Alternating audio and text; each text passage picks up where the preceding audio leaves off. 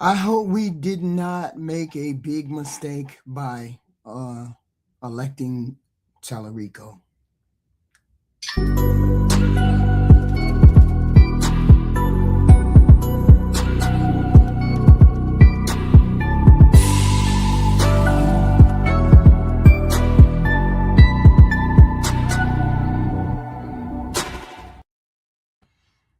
Listen to this.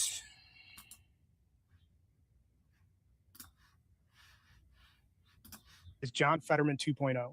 When Fetterman was running in 2013 as a so-called socialist against Dr. Oz, there were plenty of problematic things that went against Fetterman.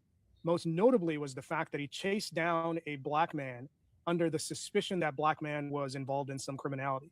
Where have you seen and heard that before? That is the exact same action that we would expect anywhere and everywhere in the South and in Republican areas where a white dude automatically assumes that a black dude is a criminal and threatens him with a gun. That's who John Fetterman is. And we should not be surprised that he is making all sorts of overtures and submitting wholly to the Trump agenda, because at his core, Fetterman is no different, really, from the vast majority of Trump voters. He's a racist through and through. And while Talarico might not be the same level of racist that Fetterman is, Talarico, by his actions, regardless of how well he quotes scripture, is cut from the same cloth. Here's what I mean. When we look at Talarico, he paints himself as some sort of Christian who can quote scripture and has progressive values and is all about taking money out of politics and helping the working class. He says all that. And at the same time, he has taken how much money from Marian Adelson? The same Marian Adelson who has been the top 3 funder of the Trump campaign. So when you have Marian Adelson, who is all about white supremacy, who's all about building a religious ethno state and funding Republican candidates who are in favor of that, and she's plunking money into Talarico's campaign, what does that tell you? Talarico is gladly taking money from Adelson and is attending events that are sponsored by AIPAC for candidates who are committed to supporting the interests of foreign governments in the Middle East. What does that tell you about Talarico? And if that doesn't convince you, think about what's happening in that campaign. In that campaign, you have political action committees launching attack ad after attack ad against Jasmine Crockett. And a lot of these attack ads have had racial undertones and overtones in them. And what has Talarico said? He's been quiet. Silence means consent, and Talarico remaining silent while all of these attack ads are going against Jasmine Crockett should tell you everything that you need to know. But wait, there's more. During the Texas debate, Talarico was asked, what would you do if articles of impeachment were drawn up against Trump? How would you vote? How would you decide on that? And he dodged the question. Don't believe me? Here's the clip. While you have been critical of Donald Trump, you have not publicly called for impeachment. If elected to the Senate, under what specific circumstances, if any, would you support impeachment or an impeachment inquiry? And where do you draw the line? You have 60 seconds. I think the administration has certainly committed impeachable offenses, particularly when it comes to using their public roles to enrich themselves. I will conduct myself in any impeachment proceedings in the United States Senate, just as I did in the Texas legislature. So to answer your question, Gromer, people can look at how I conducted myself in those impeachment proceedings. I will pour through the evidence. I will treat it with the utmost seriousness, and I will vote my conscience, and I will do my duty. And I believe I heard you say something about enriching himself financially, but be specific. What's one thing you would vote to impeach? Gromer, I'm not going to articulate articles of impeachment here at a political debate. So in that clip, he's given a softball of a softball. The only correct answer is that if articles of impeachment are drawn up against the Trump regime and Trump himself, and it hits my desk, I'm voting to convict. I'm voting to convict. Those are the only 4 words that Talarico needed to say, but you saw him tap dance like a typical politician and avoid answering the question. You think that all of that Marian Adelson money didn't influence that answer? These are all warning signs that tell you that this guy is not a reliable candidate to put into office. Now, the argument might be, and many white liberals are making this argument, that Talarico, if Texas is to be turned blue, you need a white man to go ahead and help turn that blue. The only problem is that Texas as a state is a majority minority state. And the idea that Democrats need to be running on a platform that caters to the white vote is silly from a historical perspective. The Democrats have not won the majority white vote since the passage of the Civil Rights Act. So why are Democrats beholden to running candidates that are palatable to the white voter. Yes, I get that whites make up the majority of the population, but there's another element of this race that can't be ignored, and that is voter mobilization. How many new voters or unlikely voters are you getting into the electorate with your campaign? You think Milquetoast Tallarico is going to attract the brown vote or the Mexican vote or the Latino vote in general and get those people off the sidelines into the race by running a milquetoast campaign that speaks in Republican light talking points? That's going to motivate people to come off the sidelines. It's completely unrealistic. And never mind that the entire Tallarico campaign is the poster child for propping up and elevating mediocre white dudes into positions of power. This is a guy that had a cup of coffee in the Texas legislature, and now he's running for statewide office as a senator. Under what criteria, under what merit is he justifying his campaign? By contrast, his Democratic opponent has excelled in the Texas state legislature, has excelled in Congress, is a civil rights attorney, and is an accomplished woman across any number of different criteria that you want to use.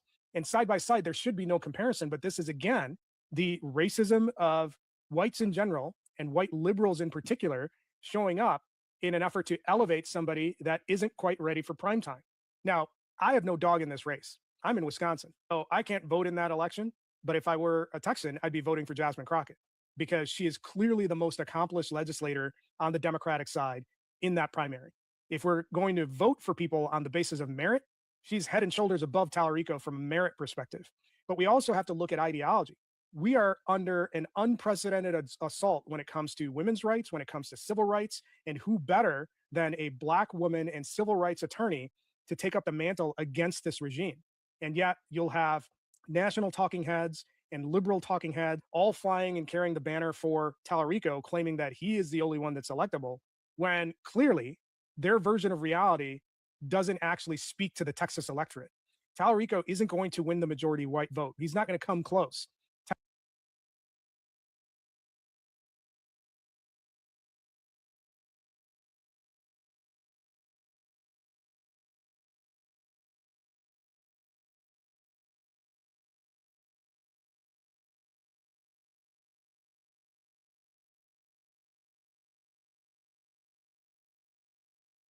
I'm sorry, y'all.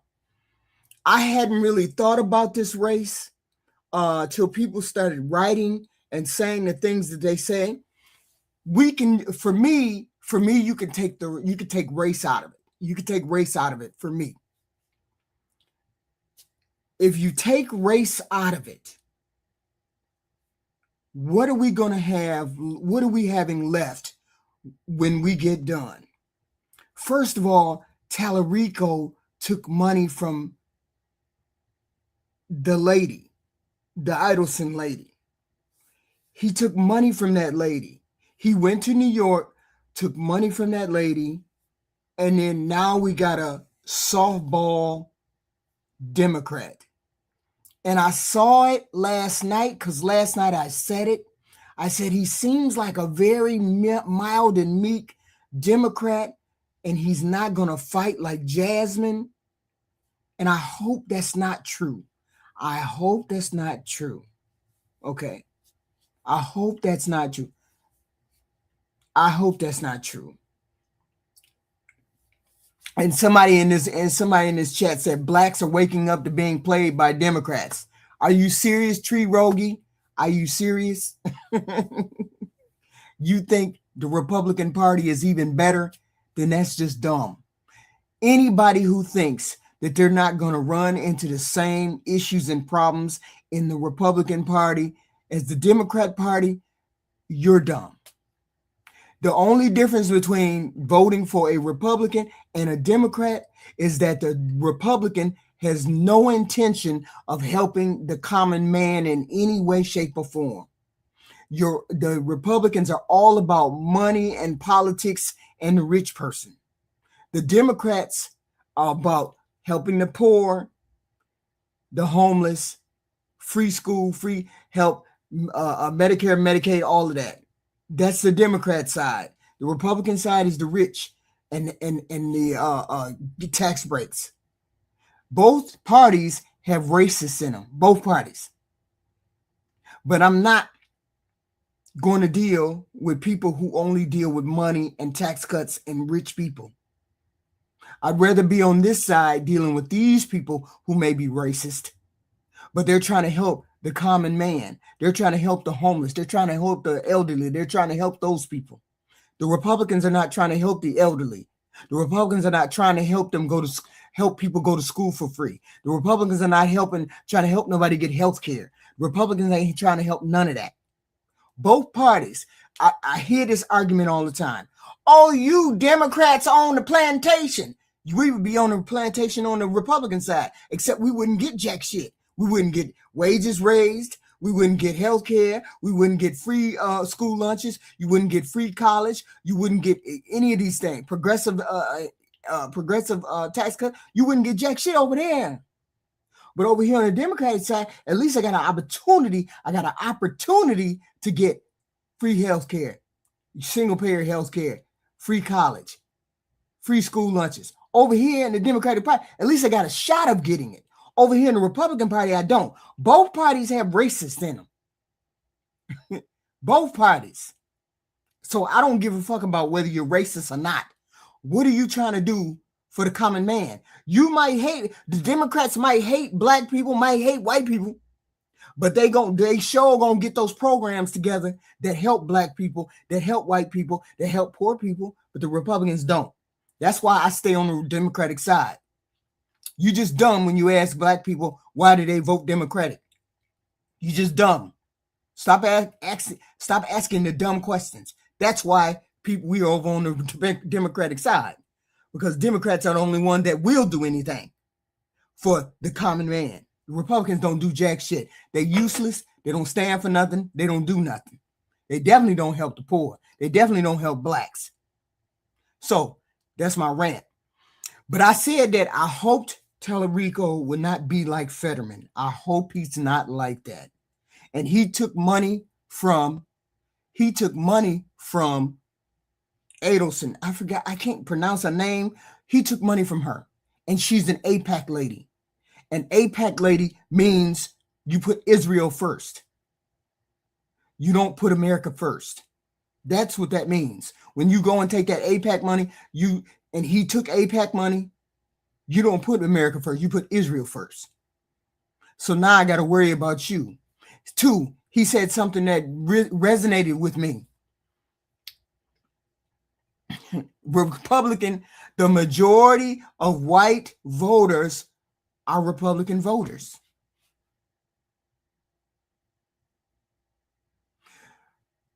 Republican voters, white voters. He's not going to get the bulk of the white voters. It's going to be John Cornyn. It's going to be Paxton. He's going to get the majority white vote. And then you look at it again. A lot of Hispanic people want to be close to whiteness. So when they want to be close to whiteness, they're going to vote for the one candidate that they're familiar with, because they got a choice between this white candidate, that white candidate. And then people going to start talking about the woke shit, and then they're going to start talking about the woke shit and the gay shit and all that shit, and then they're going to pick the Republican because that's safer. See, now I ain't so sure that he can win. This is what I meant by I hope we didn't make the wrong choice, because for one, Tallarico, if Tallarico is just a regular plain mediocre white dude, and you have Paxton who has the experience, you have Cornyn who has the experience, who has the backing, who has the money, who has all of that. And most white people vote Republican, most Hispanic people vote Republican, and they're going to have a choice between 2 white people. They're going to pick that Republican dude. So hopefully y'all see where I'm going with this. Great. You got Tallarico to beat Crockett out. But Tallarico has to go up against an established white dude who has a war chest of money, who has the trust and the love of the Republican people in Texas. and he's like a Republican light. I don't know. Hopefully we didn't make a mistake, because hopefully we didn't make a mistake. As we get closer to the race, I'll make my determination as we get closer to the race as to who I believe will be the winner of that race. But not some people have come out and said some shit like y'all made a mistake and you voted for the one that's going to go up against another white guy who has more experience, who's better, who has years of experience. Shit. Man, all I'm going to say is I'm going to be mad at you folks if Tallarico loses in Texas. I'm going to be mad at you Texas people. Now, I heard that Kristi Noem got fired. Whoa! Donald Trump fired Kristi Noem. You knew that was happening. Trump don't stand on nothing. Trump don't stand on jack shit. And he fired that girl. Well, she knew she was getting fired anyway, so let's bring her out so she speak. She got fired right after this. Taking him to jail because he had a warrant outside the city of Detroit. The second one was a traffic reader was asking Border Patrol to come assist him. Oh, shoot. Most recently, they just suspended both officers for 30 days without pay. The Border Patrol? No, Detroit those police. officers in Detroit. Yeah, Detroit Okay. police. So the one incident was the female of the house called because the husband was trying to break into the house. When the officers got there, he had a bad passport and a bad social security card. So they called Border Patrol for assistance. They ended up taking him to jail because he had a warrant outside the city of Detroit. The second one was a traffic stop. The fingerprint reader wasn't working, so they called for them to bring Officers to still See, be. she catching hell all over. That's one. And you when know they need what? help. She had an impossible job. She had an impossible job. She could have been a decent human being. Instead of being a monster, she could have been a decent human being. If she was a decent human being, she could have probably kept her job. But she wasn't a decent human being. And she wanted to go the rough route, on top of the fact that she's corrupt. She's corrupt, and they just, figured out that she's been getting, the contracts that people get for the government. She's been making sure that her family and her friends get those contracts. Okay. She's been making sure that they get those contracts. So she's not all that innocent. She's a monster just like the rest of them. If she would have been a decent human being, she would have been okay. But you can't be a decent human being and be in the cabinet of Donald Trump, because Donald Trump is not a decent human being. So when you're not a decent human being, you're going to get your dome busted a couple times. And so she's out here trying to We have defend herself. CBP there, of course, because of all the travel back and forth and individuals. CBP is the largest law enforcement agency that we have, one of the largest in the country, and it does all traveler information internationally. And so I'm sure that you're interacting with them quite often. So we don't, as far as targeted operations, you may see a presence in Hawaii if we know specific individuals there. And we are tracking and have signed security agreements with other countries. I think since I've been Homeland Security Secretary, we've signed 27 different security agreements with other countries to share information with us. If they have a dangerous individual that they think maybe has traveled into the United States, we will share those databases with each other. They share theirs with us so that we know when some of these individuals are coming into the country. And that may be, I'd say, the vast majority of the interactions you'll see in Hawaii. If you've got some suggestions for us or experience, I'd sure love to hear it. Well, definitely to Mahalo. Mahalo. Yes, sir. Hi, my name is Jeff Wader. I'm the proud president of the Rochester Police Locust Club, located between Buffalo and Syracuse. And just a shameless plug, go Bills. Yeah, that's right. Good. So I used to have, my T of O is 728 officers. Okay. I'm currently down to 594. And I had two more come in the other day that they're retiring. And we have a very, very difficult time retaining our members, but also hiring. And I know this is a issue throughout the country, especially in larger communities.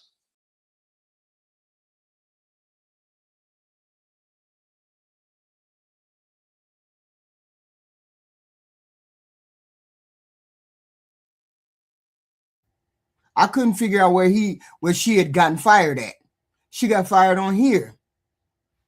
Says the current, he said, I'm pleased to announce the highly respected United States Senator from the great state of Oklahoma, Mark Wayne Mullen, will become the United States Secretary of Homeland Security. Effective March 31st. The current secretary, Kristi Noem, who has served us well and has had numerous and spectacular results, especially on the border. So if she done had spectacular and amazing results, then why is she getting fired? Why is she getting fired? She will be moving to be special envoy for the shield. What is it? For the Shield of the Americans. Our new security initiative in the Western Hemisphere. We are announcing on Saturday in Doral, Florida. I thank Kristi for her service at Homeland. That's kind of fucked up.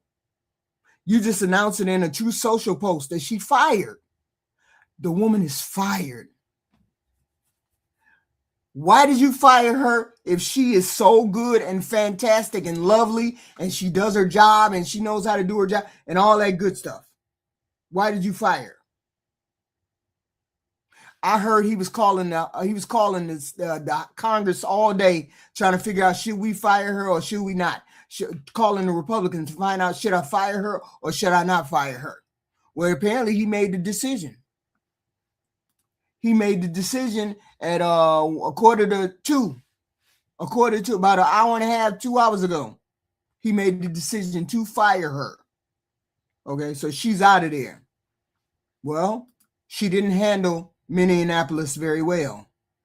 She handled Minneapolis terribly. Well, not to mention the fact that she came out and she lied when she said it. She lied when she came out and said that stuff about good and pretty. And everybody saw with their own eyes what happened. So, and she lied straight to the camera, X, Y, and Z. So, this is what happens. And on top of the fact that she got to worry about being impeached. So don't go to sleep like you ain't got no problem, young lady. Don't go to sleep because they finna impeach your ass. Good afternoon, everyone. Good afternoon. Yeah, she was fired. Why would they move her to another space? They wouldn't. If she's so outstanding and she's amazing, I just said that the president was calling the Congress to ask them, should he fire Kristi Noem? Should he not fire Kristi Noem? He been go look at Aaron Parnas. He got the scoop on it. He said that he's been calling the Congress to ask, should I fire or not? Fundamentally, politics is about the management of public money. How do the people who are entrusted with serving in the House, in the Senate, and within an administration prioritize the expenditure of taxpayer dollars? And our view as Democrats is that taxpayer dollars should be used to make life more affordable for the American people. In an environment where the cost of living is way too high, which is why Democrats are going to continue to focus on driving down the high cost of living, fixing our broken healthcare system, and making sure that people in this country who work hard and play by the rules aren't simply surviving, but they can thrive. Because far too many people in this country are struggling to live paycheck to paycheck. One of the challenges that we have in this country is that Republicans have decided to manage the public's money recklessly. Taxpayer dollars should be used to make your life more affordable. Instead, Republicans have decided to actually use it to enact massive tax breaks for their billionaire donors. That's what the one big ugly bill was all about. Republicans have decided to use taxpayer dollars to create a $75 billion slush fund to unleash mass and poorly trained, out of control ICE agents on American communities, brutalizing and in some cases killing American citizens and violently targeting law-abiding immigrant families. Wait a minute, we got to make this clear. Hakeem did not take money from Epstein. That's not what he did. And he never said he did, and it never even happened like that. There's PACs that raise money. PACs that raise money reached out to Epstein, and Hakeem just happened to be a part of one of those PACs that was in the group to get fundraising money. Hakeem never reached, and Hakeem's PAC in representation of Hakeem, they solicited money from Epstein, but he never received money from Epstein. Just a pact, and some people didn't. They may have reached out for fundraising money. That's just like somebody asking me for money. I look at them like they was crazy. No, hell no, I ain't giving you no money. You ain't finna do what I want to do. So it was the same thing. No, he didn't receive money. Stop lying. Y'all be killing me when y'all just be saying shit, facts. It's not facts. That's how Republicans have chosen to use the taxpayer dollars of the American people to manage public money. And now, of course, we've seen Republicans, led by Donald Trump, plunging America into another endless conflict in the Middle East, spending billions of dollars to bomb Iran, but they can't find a dime to make it more affordable for the American people to go see a doctor when they need one. Can't find a dime to make it easier for Americans who are working hard to purchase their first home. And they can't find a dime to lower the grocery bills of the American people. And instead, of course, the reckless Trump tariffs. Well, they do. The Jewish people are maybe not Jewish people, Israel. Israel, yeah, because I believe that's how it is. It's not America first. Because when you're giving money to a country, why did we give Israel like $18 billion? Why did we give them $18 billion? Just out of the goodness of our heart. Do they bring money back to us? Do they give us money like that? I don't understand why we gave them $18 billion. But that's neither here nor there. I don't give a fuck. I don't know nobody from Israel. I used to date somebody that was from Israel, but that's about it. I don't give a fuck one way or the other about Israel. I'm just saying I care about America first. We give them money, and there was no reason for us to continue to give them money, and that's not America first. So people have legitimate gripes when they say, why are we giving money to other countries and we can't afford health care? We can't afford free school lunches. We can't afford free college for our people so we can raise some of us out of the gutter, raise some of the poor people out of the poverty that we have. Why not help your country first? So he's got a point. I don't care what you say, he's got a point. We should be coming first. Now we got a war. How many of y'all's gas done went up? I noticed my gas done went up 30 goddamn cents since this weekend. 30 cents since this weekend. That's wild. And things are going to continue to go up because of this war. Shit. Now we in it. And everybody's happy. Oh shit, I've been crying about my bills, my rent, my mortgage, and everybody happy. You either pissed off that we went to the war, or you so happy that Trump went to a war. Fuck you. You just raised all of our prices. You just made it even worse for us going to war. You made it worse for us going to war. Have increased costs on everyday Americans by thousands of dollars per year. Democrats are committed. This is the fundamental fight at this moment to making sure that we jealously guard the resources of the American people and we use it to make life better for everyday Americans, not actually make things worse, which is what Donald Trump and the Republicans have done. Questions? Mr. Leader. Hi, Good Christy afternoon. Nomas. Thank you. You served with Mark Wayne Mullen in the House of Representatives. He's been in the Senate for a couple of years now. He is somebody who's tight with the president. Is this an upgrade in your opinion? Well, let's cross that bridge when we get to it, and we'll see what he has to say when and if they're. What was your impression of serving with him in the House? Did you I ever don't have any comment right now on what's to come. Let's focus on what's taking place right now. Kristi Noem is gone. Good riddance. She was a disaster, and House Democrats made something very clear several weeks ago. We said either Kristi Noem is fired, or she's going to be impeached. Does that change the ICE conversation? And Does that Kristi open the door to fund DHS now? Kristi Noem has been fired, consistent with what we have demanded on behalf of the American people. Right. But let me also make clear, a change in personnel is not sufficient. We need a change in policy. And that has to be bold, dramatic, transformational, and meaningful. And we've laid out 10 different demands, standing on the side of. Somebody in the audience say, we're going to have a problem. Wait a minute. When you go to war, war pushes up the gas price, the food prices, shipping prices, governmental prices. Everything is going to go up because we're in the war. Oil fields may shut down. They done closed the strait, that Hormuz, how you say it? Hormuz Strait. They're trying to close that Hormuz Strait, or they closed it, which means gas is going to start skyrocketing. The groceries, Amazon deliveries, airline tickets, all this shit is going to get touched by it. Are you crazy? Shit don't go down, shit go up. Okay? Shit is going to go up. We in it right now. All kinds of stuff. Trade routes going to be rerouted.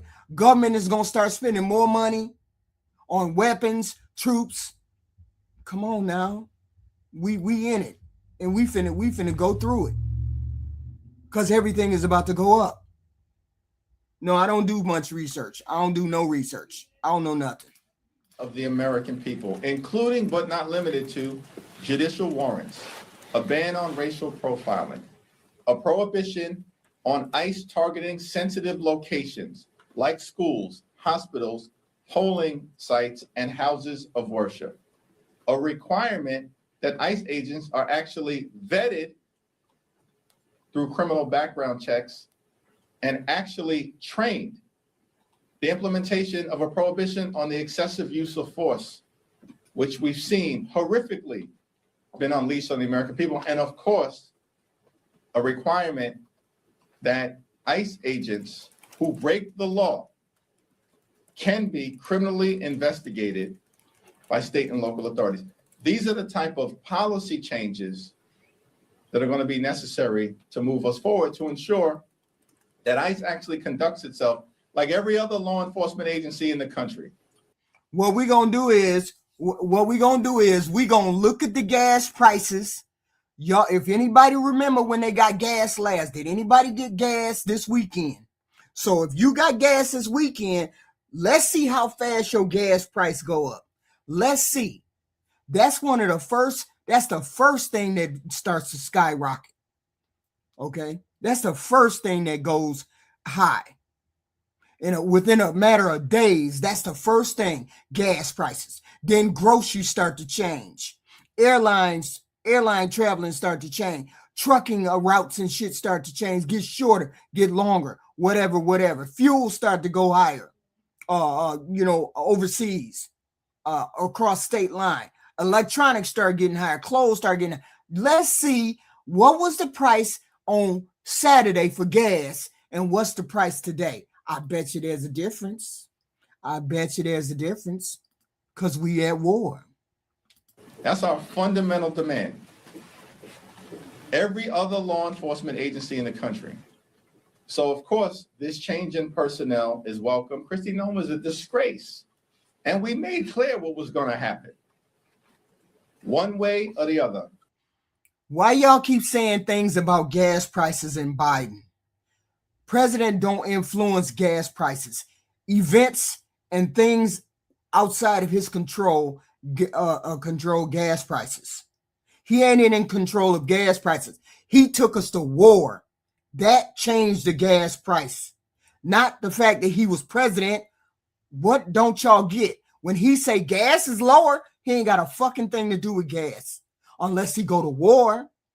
Unless he influenced the gas market somehow, some way in which he don't. That's wild. Some of y'all just dumb. I don't get it. I don't get it. What kind of gas price did you have last Friday? And what kind of gas price do you got today? Could it happen the easy way or the hard way? He's chosen the easy way. But now we still have work that needs to be done in terms of the policy changes. Thank you, Mr. Leader. Congressman Tony Gonzalez said yesterday on a podcast that he did have an affair with a late staffer who later died by suicide. At this point, would you support expulsion for Congressman Gonzalez now that he's admitted that? He's violated the laws. If an expulsion resolution were presented before the House of Representatives, I would, of course, support it. Would House Democrats investigate Kristi Noem as an ex-cabinet secretary? We haven't had that conversation yet. But what we do know, as was gloriously exposed by Congressman Joe Neguse, she's a living, breathing article of impeachment in terms of the abuse of power and the corruption that Kristi Noem has engaged in. And we need to make sure that every single taxpayer dollar is accounted for, that she was allowed to brazenly abuse, if not personally benefit from. And so there will be continuing efforts led by Benny. And remember what I said earlier. Kristi Noem had relatives benefit from her getting the job. She had relatives and friends get contracts, were awarded contracts, government contracts for work once she became the secretary. So she took advantage of her job as the secretary, DHS. She took advantage of that, and she got her family and her friends. They all profited off of that. Just like Trump is having his friends and having his family and his sons and his daughter-in-law and all that other good stuff, having them profit from him being in the White House and him profiting from the White House. Kristi Noem had her family and friends profiting from DHS and contracts over there. So we're fine. So she got fired. It just is what it is. Thompson and Robert Garcia and Jamie Raskin and members of those committees to make sure that we are looking out for the appropriate expenditure of taxpayer dollars. And wherever that leads, it leads. Thank you, Mr. Leader. After votes today, you all will go on a week-long recess. Can you provide any visibility to the American people about where the negotiation stands? Republicans and the White House continue to say that they've moved on some of the demands. Wait a minute, hold on. Every time I tell you something about a corrupt politician that's a Republican, you guys always talk about whataboutism. You don't have any proof that anybody got rich through nefarious means in Congress. Stop saying talking like it's fact. Yesterday, Kristi Noem was on or 2 days ago, she was on the hot seat, and they had the facts on her, including the first person that had the facts on her about her enriching her family and herself was the Republican Kennedy dude. The Republican Kennedy, Senator Kennedy is the first one Republican came up and said, you got your family and your friends getting contracts from the government. So shut your ass up. Ain't nobody talking about nobody else but her enriching herself. And she should have been fired because of that alone. You go back and look and listen to the Republican. He was one of the first ones to talk to her and said, you got rich, your family got rich, or your family got contracts. You spent 200-something million on a plane that only you ride around in with a bed in there. We ain't talking about, y'all need to stay on fucking focus. Ain't nobody talking about no damn Hunter laptop. Don't nobody give a fuck about no Hunter Biden laptop. That's your problem. You don't know how to fucking stay on task. Stay on fucking task. We in the middle of a war. Shut the fuck up about damn Hunter Biden laptop. Don't nobody give a damn about Hunter Biden. Hunter Biden can stroke out for all I care. Shut your ass up. What the hell are you talking about? Hunter Biden. Man, that you have made. However, right now it just seems to be a debate between, you say that they haven't moved enough. They say we're moving in their direction. What can you say to the American people over the next? Yeah, and you notice that none of them people done went to jail? Goofy. You notice that Hunter Biden, that Joe Biden ain't went to prison. You notice that he ain't been charged with nothing. Do you notice that he hasn't been charged with anything? You notice that he hasn't been indicted for anything? You notice any of that, right? So you know that he's not guilty of it, right? Because otherwise your petty ass president would have been done, put him in jail, right? You do know that, right? Week or so, what they can expect while you all are out. Well, it's unfortunate that the Trump administration and Republicans have decided that they would rather shut down FEMA, shut down the Coast Guard, and shut down TSA than dramatically reform ICE and get ICE under control, which is what the American people want to see happen. And this is a step in the direction of acknowledging that things at the Department of Homeland Security were broken. That's my point exactly, Goofy. How many people did Donald Trump lock up? How many people? Did he lock up Hillary? No, because there ain't no evidence to lock her up. Did he lock up Bill Clinton? No, because there ain't no evidence to lock him up. Did he lock up Obama? No, because there ain't no evidence to lock him up. Come on, you need to follow the bouncing ball. But you sound dumb. Boy, some of y'all just retarded on the bullshit. Just stop being on the bullshit. We're talking about moving the country forward. We ain't talking about Hunter Biden's laptop. Don't nobody care about that. Don't nobody care about none of that. We talking about moving the country forward. We in the middle of war. You over here talking to me about fucking Hunter Biden laptop. Shut your ass up. No, ain't nobody reasoning with dumbass people. Your IQ is like a 10.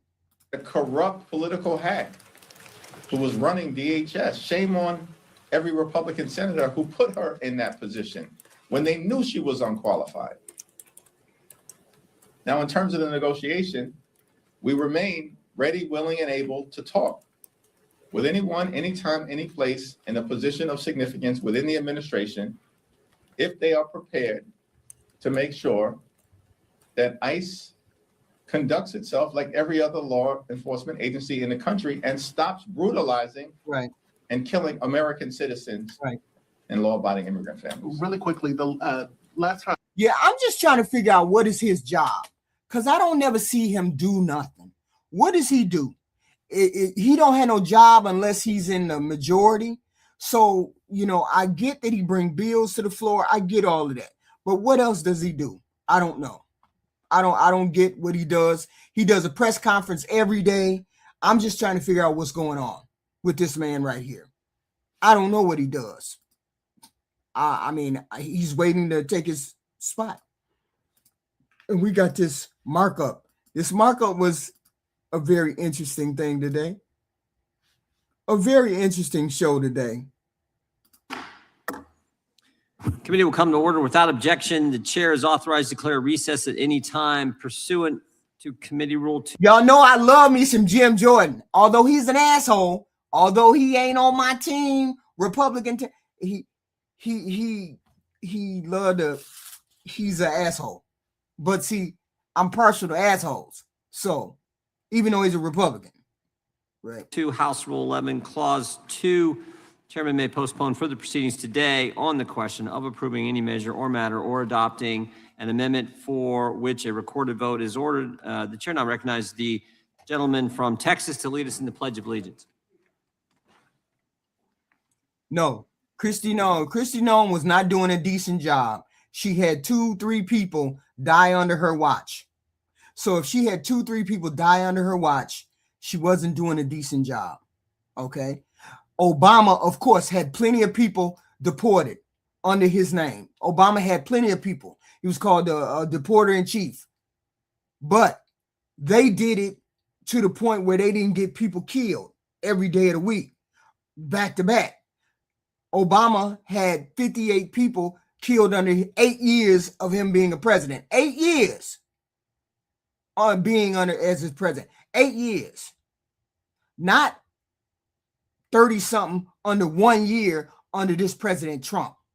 Obviously, they're doing something wrong if you 40 people dying under your watch in 1 year. Okay, something is wrong. So people keep bringing up Obama deported X, Y, and Z. Yes, he did, but it was 60 people. I'm going to round it up to 60. He had 60 people die under his watch over 8 years, over a period of 8 years. This president done had 40 people die under his watch in 1 year. Stop it. There is no comparison. Obviously, ICE is doing something wrong. Okay. And the majority of them, a lot of them were American citizens. Okay. Stop it. There's no comparison. Pursuant to notice, I call up H.R. 7640, the Shutdown Sanctuary Policies Act, for purposes of markup, and move that the committee report it favorably to the House. The clerk will report the bill. H.R. 76. Without objection. Obama had authorization, prior authorization for what he did. People keep saying he didn't have the authorization. Yes, he did. And here's how. You can authorize, Congress can authorize war in year 2020. And if Obama goes to war in year 2023, he can fight that war underneath that 2020 authorization of war. Okay? So Obama acted under those prior authorizations of war. Yes, he did. Go look it up. I hate when y'all do that. I hate when y'all do that. Just go look it up. Don't believe nothing I say. Just go look it up. Action, the bill be considered as read and open for amendment at any point. The chair now recognizes, before I recognize the gentleman, I want to recognize our sheriffs who are and law enforcement personnel are here today. Thank you so much. And from the great state of Maryland, thank you for being here today.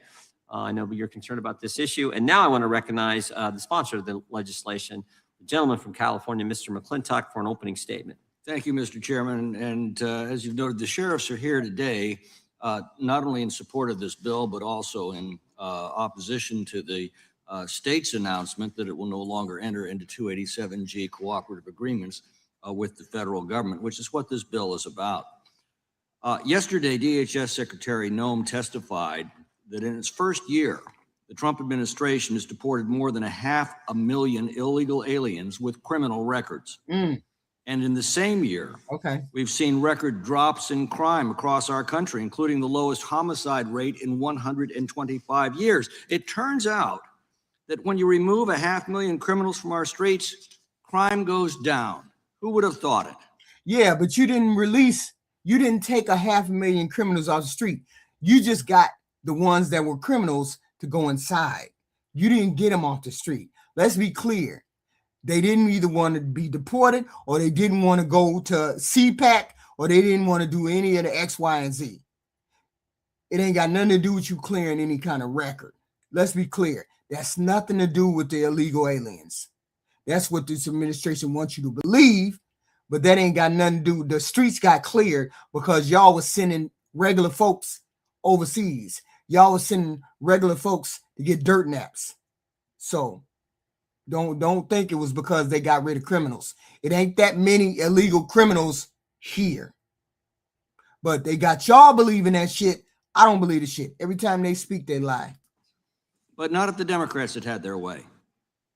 As the chairman said yesterday, 1/3 Yeah, of the I'm dumb, American Winner. I'm real population dumb. lives in so-called I'm real dumb. sanctuary jurisdictions controlled by the Democrats.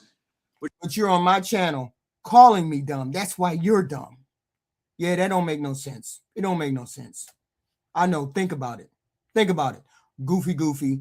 They keep telling you that it's illegal aliens that are doing the crime. Illegal aliens ain't doing the crime. They're not doing the crime as much as Americans are doing the crime. And Americans just stopped doing the crime because you guys are sending them to CPAC. You guys are putting their ass in jail. They sitting down. Regular American criminals are sitting down. That's why you don't see crime out in the streets that much, because American criminals are sitting down. You're not catching illegal criminals because there's not that many. It's American criminals sitting down. Now, goofies, figure it out. Which forbid law enforcement from cooperating with federal authorities.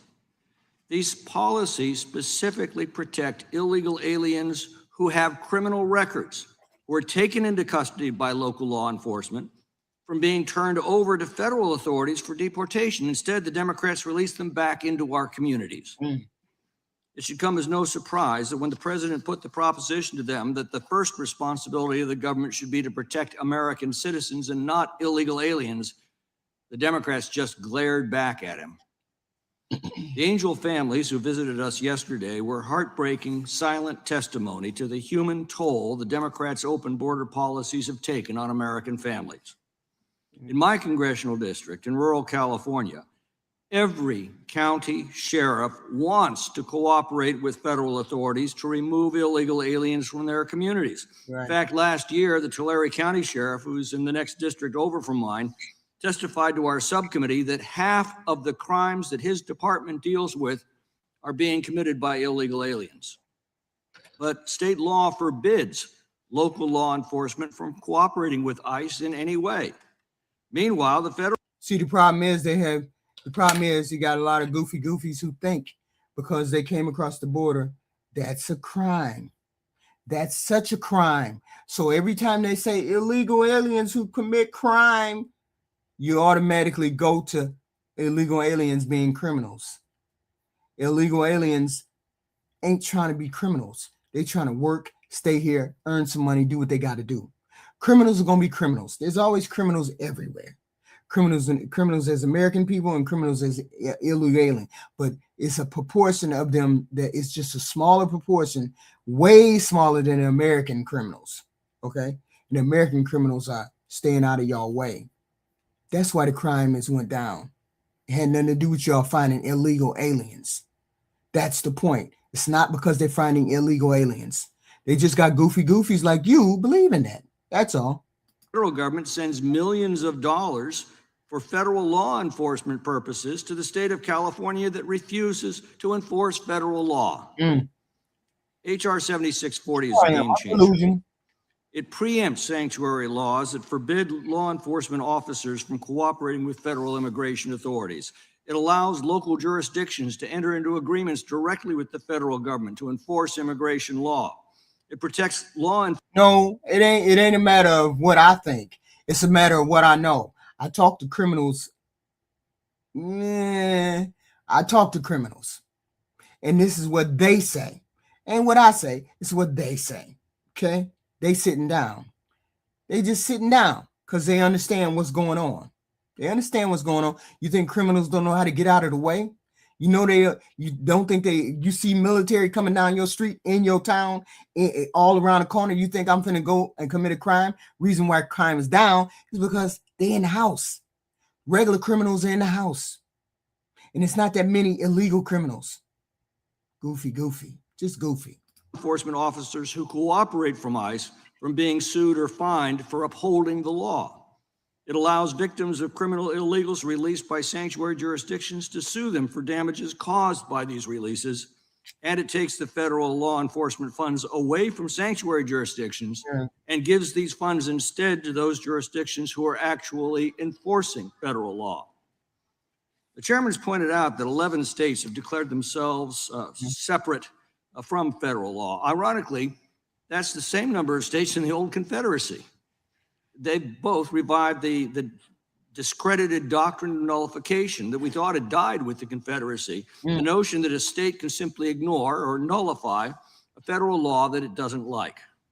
That notion is fatal to a federal republic like ours. It is time to bury that doctrine once and for all. To the sheriffs and deputies and police officers who've been forced by sanctuary laws to endanger their citizens by releasing dangerous criminals back into their communities, this bill is for you. To the Angel families who have lost loved ones because sanctuary jurisdictions deliberately... See, and then now it's time to hit all the heartstrings. Let's hit all the heartstrings. Let's hit all of the the feelings and the heartstrings and X, Y, and Z. Oh yeah, I meant to say this. The reason why you understand why our gas is going to go up, or our gas is going up, is because Iran, they closed the Strait of Hormuz. It was called the Strait of Hormuz. They effectively shut it down. They didn't physically shut it down, but Iran has been attacking ships and whatever vessels go through to try to go through that strait. Iran has been attacking those ships. And if they attack those ships, you're definitely not going to get no oil. They've been struck by missiles and drones and everything else. That the Strait of Hormuz runs through Iran. That Strait of Hormuz supplies about 20% of the oil, of the world's oil.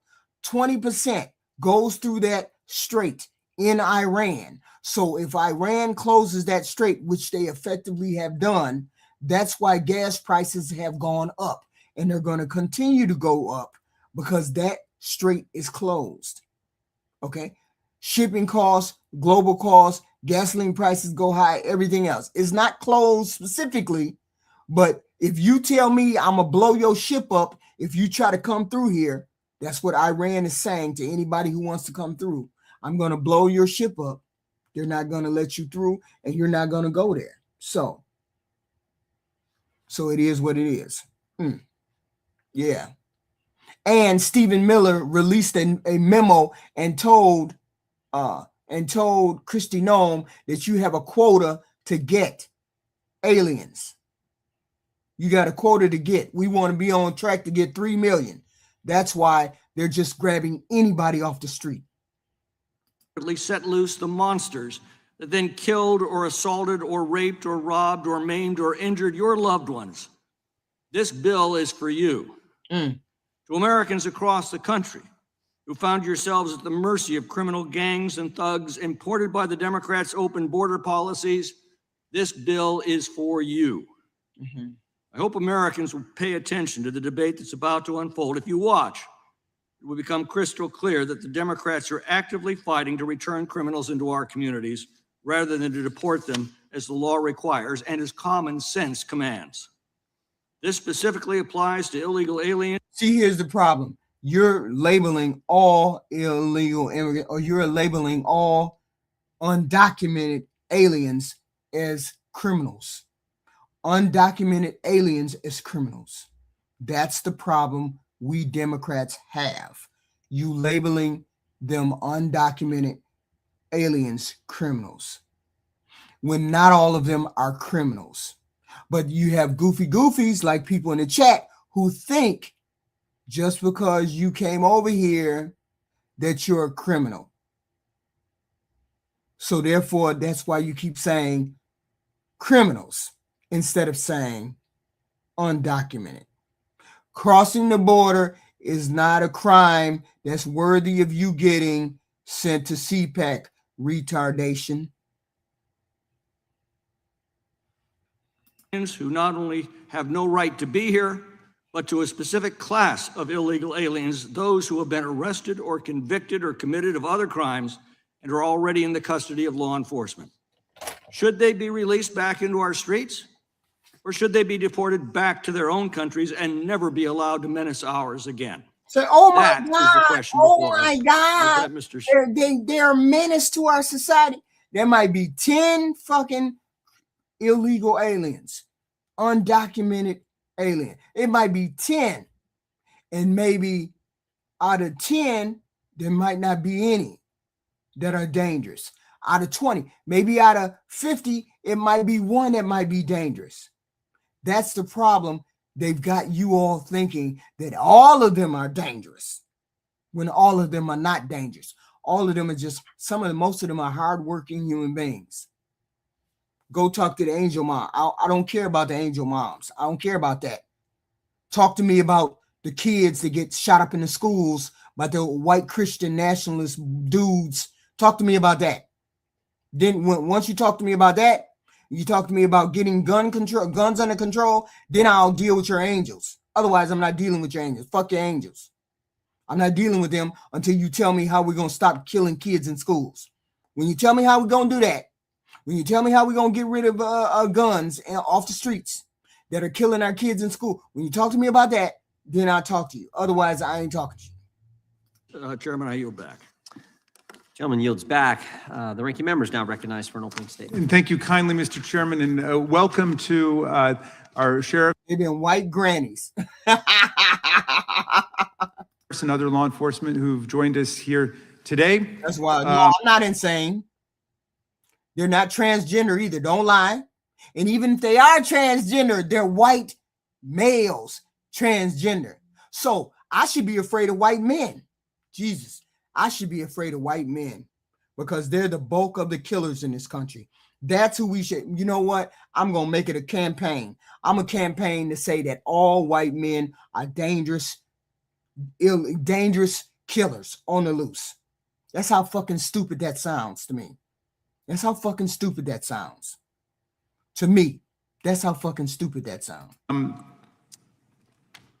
The gentleman... It ain't no more black on black crime. It's more white people, more white men who kill more people in this country than anybody else. I'm not going to talk to y'all because y'all don't know facts.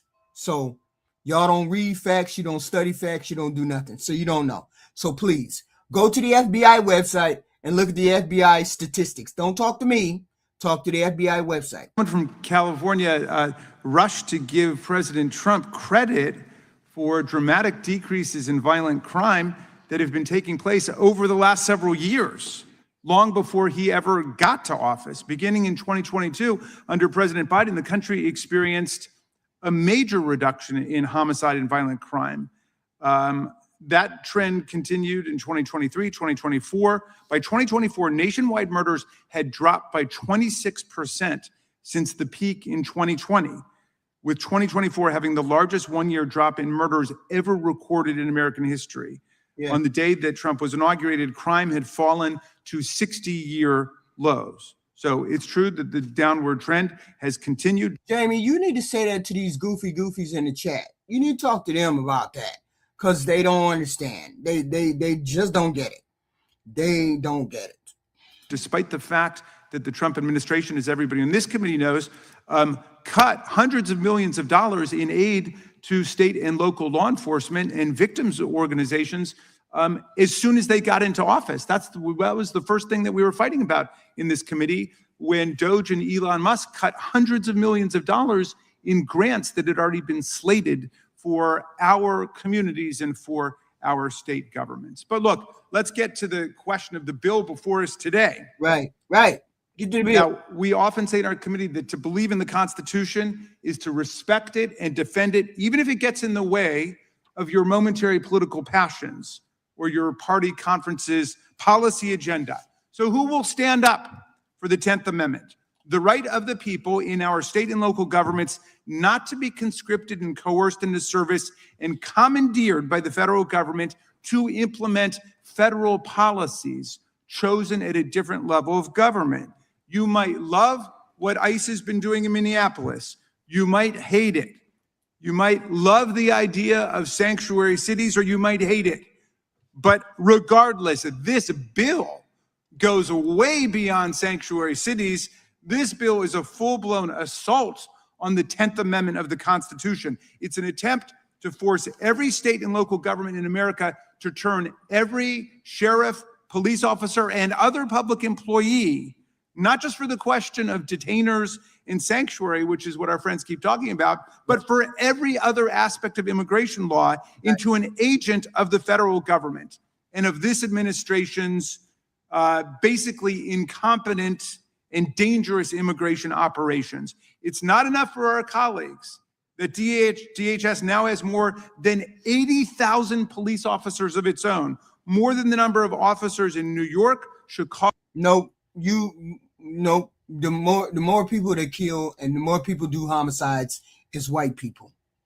White males, as a matter of fact. They do more murders than black people. More murders than most people. No, go back and look at the FBI statistics. Go back and look. Chicago, LA, Houston, Washington, D.C., Baltimore, Las Vegas, and Dallas combined or that it is a larger annual budget than 150 nations on earth. They now also want to force every local, state, and police officer in America essentially to be deputized federal law enforcement agents with respect to immigration, to participate in their operations and to follow their policy orders.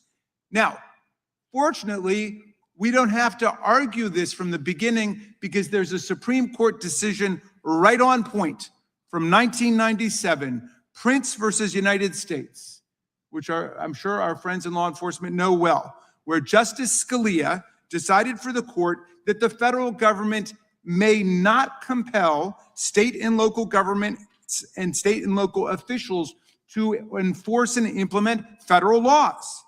The decision struck down the provision of the Brady Handgun Violence Prevention Act that required local law enforcement, like sheriffs and police chiefs, to cooperate with the ATF and the FBI to conduct violent criminal, fugitive, and illegal alien background checks on all handgun purchasers in America. The purpose of the legislation was, of course, to prevent the violence and the bloodshed of innocent Americans caused by hundreds of thousands or millions of unqualified applicants obtaining a firearm. So there was a very clear public safety rationale.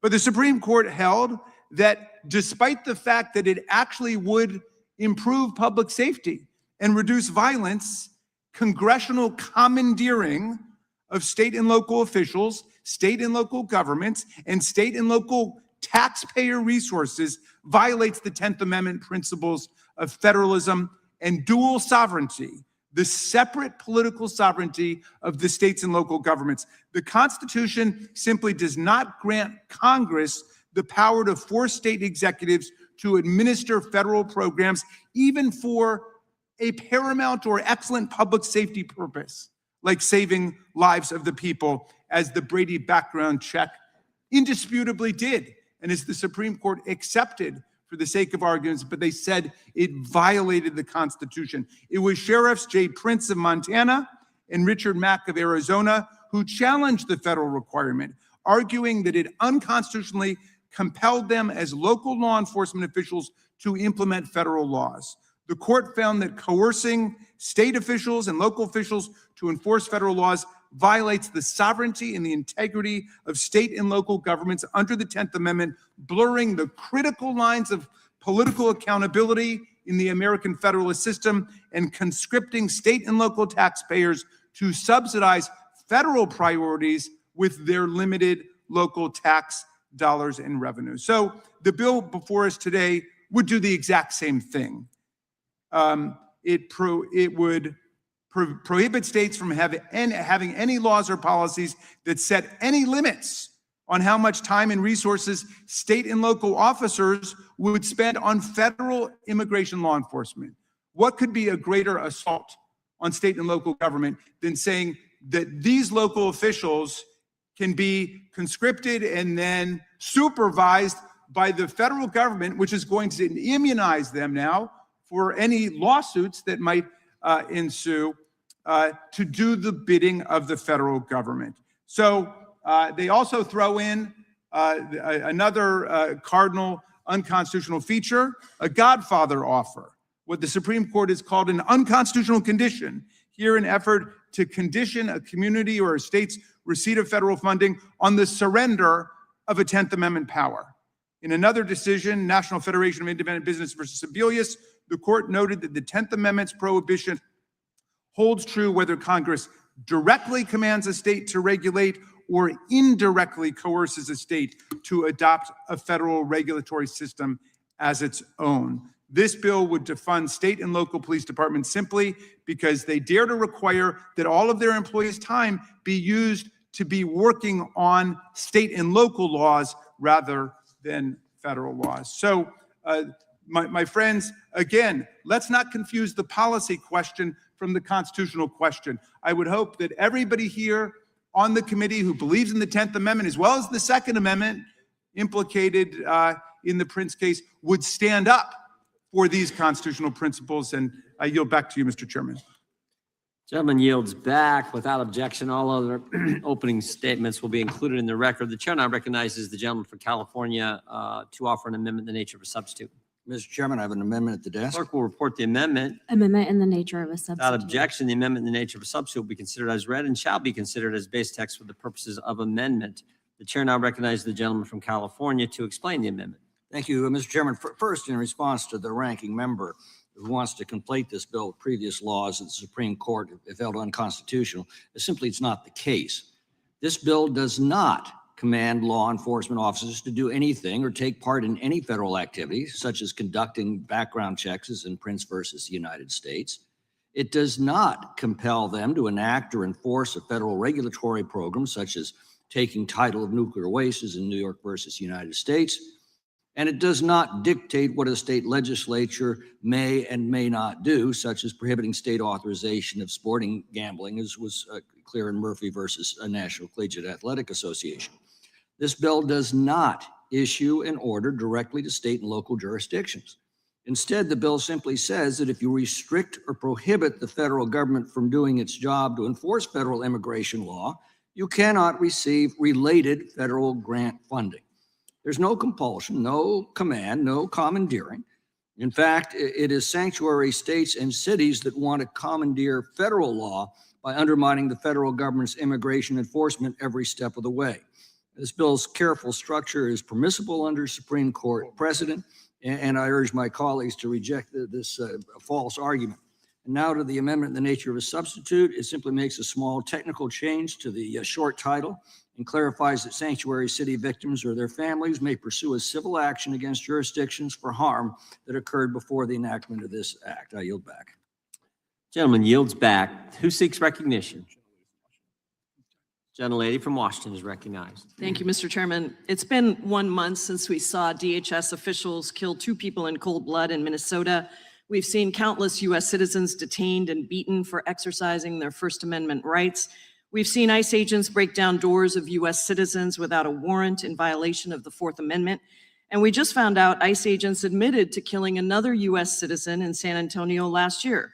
But instead of addressing these egregious abuses or making sure that every federal officer acts in accordance with the Fourth Amendment, we're taking up this bill to force every single state and local law enforcement agency to act as immigration agents. And let's be clear, that is what we're doing by withholding these federal funds if you don't like the policies that state legislatures implement. And let's be clear, this bill is an even more radical version of the bill the majority moved 9 years ago. Republicans passed their big bad betrayal bill, giving DHS $175 billion to conduct immigration enforcement. DHS has plenty of money to hire all the new immigration enforcement agents they want, but Republicans now want to force state and local authorities to join them in their lawless actions. So let's talk about what this bill does, because this is not merely about allowing cooperation. This bill would coerce state and local law enforcement to help them round up immigrants by threatening to cut off law enforcement funds if they do not comply, even though multiple courts have held that this is illegal, and numerous research studies and law enforcement officials have confirmed that keeping the longstanding distinction between federal immigration and local law enforcement helps keep communities safer. Moreover, detainers raise serious concerns as they are not orders from judges, and they often don't have sufficient probable cause. They are simply requests for local law enforcement agencies to hold individuals in custody for up to 48 hours. And this is not necessarily for people who have a final order of removal, as Republicans on the other side stated during the Kristi Noem hearing yesterday. In fact, that's often not the case at all. Detainers have been issued for U.S. citizens, including one U.S. citizen who was detained for 1,273 days. Ultimately, adopting welcoming policies and refusing to comply with detainers protects local law enforcement from being held liable for unlawful arrests and detention. Immigration enforcement is the job of the federal government, not states, not cities, not localities. There are many reasons that law enforcement themselves choose not to enforce immigration law. In 2019, my home state of Washington passed the Keep Washington Working Act with bipartisan support. It is a common sense law to ensure that local police remain focused on public safety rather than enforcing federal immigration law. We know that when local police act as immigration agents, immigrant communities and their families are much less likely to come forward to report a crime when they are a witness or even a victim. It destroys the trust that police rely on to preserve public safety in communities. And courts have ruled multiple times that states have the right to enact laws like Keep Washington Working Act. Our law does allow information sharing with the federal government when necessary for an ongoing criminal investigation or pursuant to a court order or a judicial warrant. That is how we as a state decided to handle immigration enforcement, because we wanted to ensure that our limited resources went to protecting our citizens, not rounding up students, fathers, mothers, kids, and law-abiding community members. And I fully support my state's effort to ensure that everyone in our state follows our law. Now, we're not alone. Many states like California, New Jersey, Oregon, Illinois, and Colorado have made similar choices. And I would like to point out that no law enforcement organizations support this legislation. That is because organizations like the Major Cities Chiefs Association has repeatedly reaffirmed that across the country, if law enforcement officers are viewed by members of the immigrant community as colluding or working with immigration law enforcement officers, this would result in increased crime against immigrants. This is a quote, result in increased crime against immigrants in the broader community, create a class of silent victims, and eliminate the potential for assistance from immigrants in solving crimes or preventing future terroristic attacks. Now, we already have a problem with how people are seeing ICE and CBP in this country. There is very little support across the country for what this administration is doing. Now you want to make it worse by forcing local jurisdictions and states to enforce federal immigration laws that honestly bring liability on local police departments. That's why so many local police departments don't want to do this, because they don't want to absorb the liability that exists. And with that, I yield back. Gentleman yields back. The gentleman from Texas is recognized. Thank you, Mr. Chairman. I just want to emphasize that all this bill does is to make sure that local jurisdictions cannot shield the truly bad hombres from deportation, who need to be deported. They have no business in our country. Zero. I'm an old sheriff. I'm with you all. This right here is what I mean by bad hombres, right? Here we have a few that ICE picked up in and around my district. Jose from Mexico, arrested Harris County, practiced dentistry without a license, sexually assaulted one of his patients. This guy right here. Juan from Mexico, arrested in my county, Fort Bend County, indecency with a child. There he is. Jose, he's from Ecuador, arrested in Katy, Texas, assault and larceny. Juan Garcia, Mexico, arrested in Harris County, assault on a family member by strangulation. Would you like to have him in your family? Look at this guy. Carlos from Honduras, arrested in Harris County, sexual assault of a child. We know the Republican Party, we want to protect the American people. That's what Donald Trump wants to do, protect the American people from these bad hombres. They want to let them in. It's quite clear. We know who wants to let these guys in.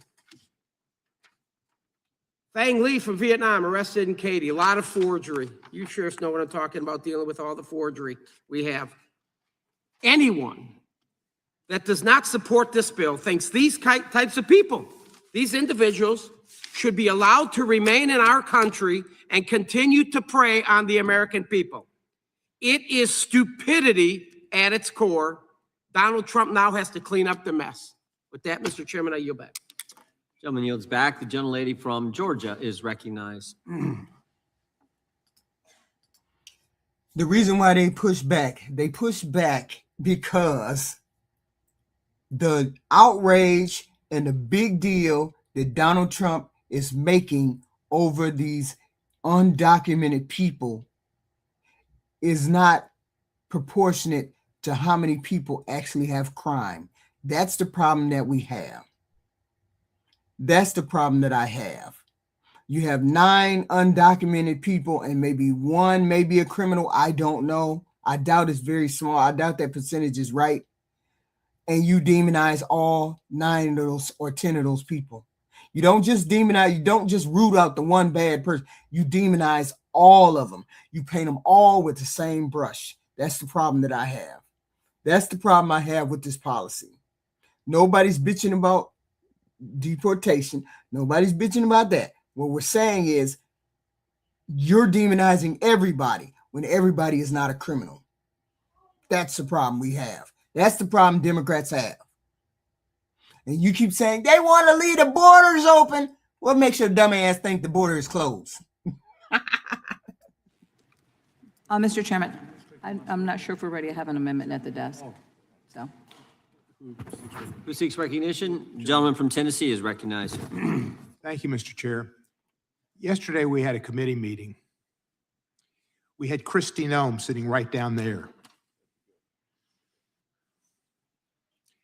Behind her were all these people who had family members who had been killed by illegal immigrants, I guess. And I expressed my sorrow for what they went through. I don't think anybody else on this dais did that. They might have, but I did, because I thought they were here and we ought to express our sorrow and show that they're here and we recognize them. And then I said, and I don't know exactly because I haven't gone back to look at it, I said that they were just as likely or more likely to have their family members attacked or killed by a person who was born in America and an American citizen, because the facts show that immigrants, illegal immigrants, commit less crime than people born in America. That's a justice report from 2024 and a newspaper report that I had for my city and my state. But you can't tell these MAGA nuts nothing. You can't tell them that they commit way less crime than regular, normal, everyday, average dude. You can't tell them that. You tell them that, and the facts make their head explode. It's lost. They saying Jasmine lost because of Latino voters. She might have lost because of Latino voters. I mean, you know, people, there's a lot of people on this planet that they have not unpacked the fact that they're racist.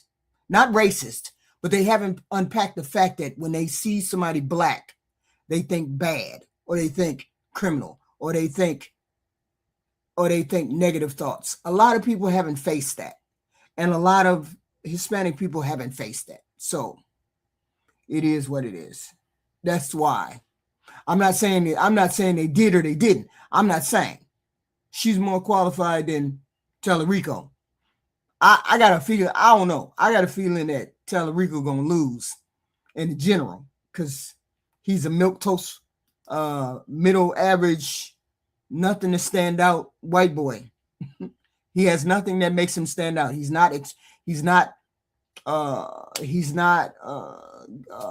nothing to make him stand out. And Paxton has something that makes him stand out. And Cornyn has something to make him stand out. And he's going to go against Cornyn, and he's going to go against Paxton, and he's going to lose because he's a milquetoast Republican. He's a milquetoast Democrat. He has nothing that's interesting about him. So it's just and Texas don't go, and Texas is Republican. Hispanics are Republican. Hispanics are still under the guise of they're being close to being white. So they see somebody that's familiar to them, and so they're going to vote for that person. Not necessarily that they're racist. It's just that that's the way it is. When you're white, you want to feel close to being white people.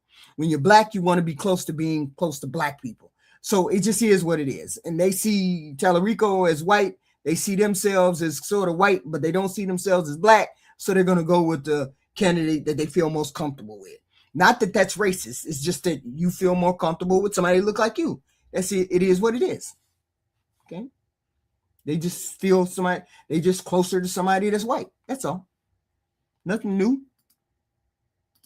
They commit less crime. And by picking that white dude, you don't have anything.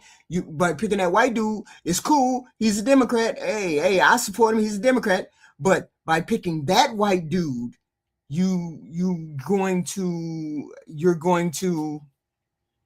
He has nothing to be outstanding about. There's nothing outstanding about him. So as long as there's nothing outstanding about him, and he's kind of milk toasty, average white dude, that there's nothing to stand out about him compared to Paxton and compared to Cornyn, he's gonna lose, or I got a feeling he's gonna lose because of that. And most, like I said, Hispanics are Republican, and they normally go for the Republican. 2 white guys, I'm gonna pick the Republican. So Tellerico gonna be fucked up. So it is what it is. It is what it is. That was all. And then the Department of Homeland Security has the front page a story about me suggesting I did something terrible for these people because Kristi Noem interpreted it that way. I didn't talk about her killing her dog.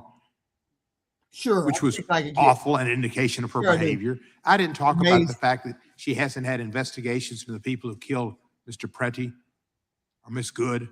No investigation. She says, oh, the FBI's doing it. You know, she should have done it. Law enforcement should have their own people do it. They should have an internal affairs department. And that's the problem. It should not be DEI.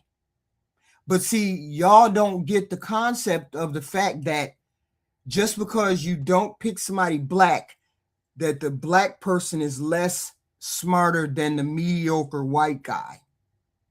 So now all the mediocre white guys are going to rise to the top because you threw away the DEI. So now we're going to have mediocre white guys.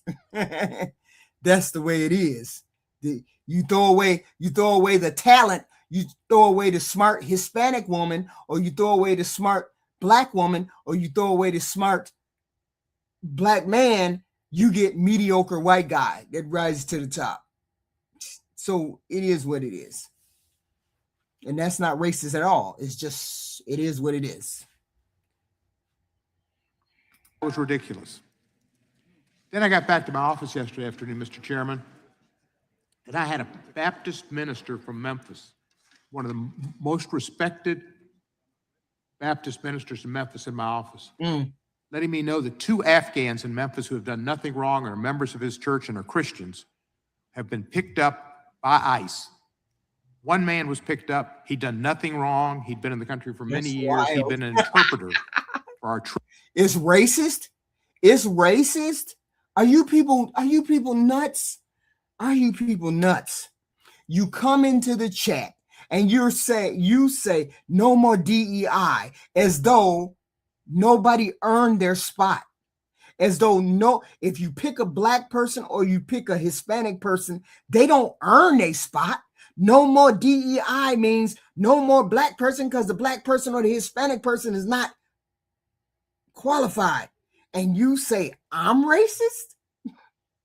That's just dumb as hell. When you say, because most of y'all don't even understand what the fuck you're saying. You don't even understand. When you say no more DEI, you basically mean no Hispanic, no black. And that's racist as hell. What the fuck are you talking about? I can't with you dumb troops in Afghanistan. I can't. And they took him to the airport and had him call his wife and bring their children to the airport with her to be with him. And they did that, and they flew them to Billy, Texas, where they're currently being held. 4 Afghan Christians, and they were taken with no criminal offenses that they'd committed. They came in this country legally. Now, our president irrationally asked all Afghans to be sent out of this country, no matter what they did for our troops, after one crazy Afghan killed a reservist here. That was terrible, but there was no reason to take every Afghan who's been in this country legally and had helped us as interpreters and send them back to Afghanistan, where they'd be killed. I don't know where they're going to send them. And then another person, an individual who was a member of his church, young man, picked up, sent to Louisiana, and they wanted to deport him to Brazil. There are reasons why cities don't want to cooperate with ICE. ICE has become and is... They just mad. The motherfuckers in the chat just mad because they don't like what I'm saying. They don't like what I'm saying. They don't want to be considered racist. They think they're just woke. They think they're woke and they're not racist. When you say no more DEI, that means no more black person, Hispanic person, woman. So that only leaves mediocre, regular white guys. That's all that means. If you say no more DEI, that means only mediocre white guys. Because that's what that means. If you eliminate DEI, hopefully you goofy get it. When you eliminate DEI, that means no women, no Hispanics, no black. That's what that means. And then that leaves only mediocre white guys. That's wild. That's just wild. That's exactly what that means. That's exactly what that means. Recognized as the worst agency in this government. They have no respect for citizens. They do not act like law enforcement. Law enforcement acts with regard for people and to serve you. They wear badges. They have their names on their uniforms. They don't have masks on, and they don't just.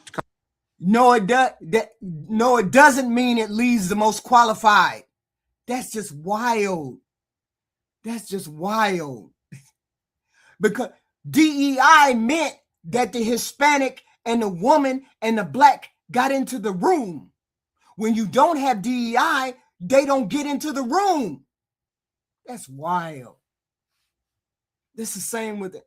I can't. I come up and break your window and pull you out. And they don't shoot you in the face or shoot you in the back 10 times when you've done nothing wrong, certainly nothing violent. But they did nothing wrong, Ms. Good or Ms. Preti, nothing that a law enforcement officer would kill them for, because they can only use deadly force under certain circumstances. ICE has gotten totally out of control, and this committee needs to deal with it. It's the most un-American committee a law enforcement type unit we've ever had. It's really not law enforcement, it's a paramilitary group. And if you look up the definition of paramilitary, which I did, that's what ICE is. We have a paramilitary group operating on our streets in America, taking people's rights away and treating them and killing them without any oversight. And absolutely, it's Ms. Noem's fault. She needs to be impeached. If she doesn't resign, she does need to be impeached because she is a discredit to this government and to her president.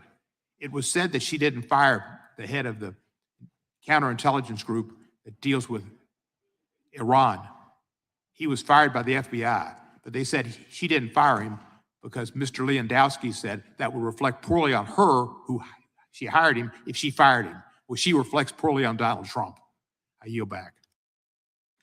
Gentleman yields back. The gentleman from Arizona is recognized. Thank you, Mr. Chairman. Imagine a convicted child rapist and self-admitted gang member released from prison because of sanctuary jurisdiction.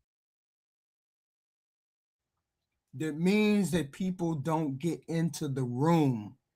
That's what DEI is, to get a person into the room. They still do not get into the room. When you take DEI and affirmative action away, they don't get into the room. When you have DEI that casts a net for the most qualified, not just for the people that are right there in the room. I can't explain it. I can't explain. Everybody thinks it's race.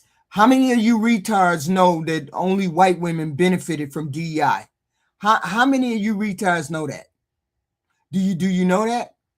Or am I speaking to my quiet? Do you know that women, white women are the ones who benefited from DEI? Do you know that, right? That's dumb. Diction ignored a federal detainer, or a Trinidad suspect with a history of assaults and threats freed despite mandatory detention requirements, or an aggravated. Oh shit. But it is what it is. But anyway, I'll be back later. With some more content. All of that good stuff. I'll be back. Y'all have a better argument for this shit. Really? Have a better argument for this shit. Please.